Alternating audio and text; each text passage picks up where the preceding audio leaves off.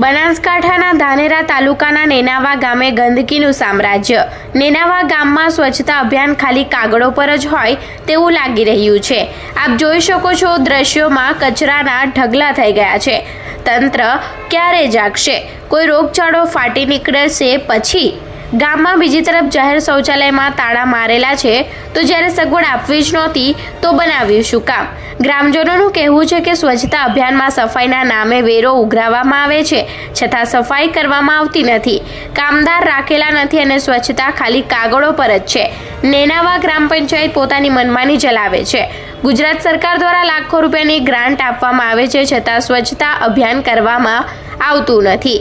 હવે જોવાનું રહ્યું કે તંત્ર ઘોર નિંદ્રામાંથી ક્યારે જાગશે। Reporter Ramesh Trivedi, Gujarat crime news, Dhanera, Nenava.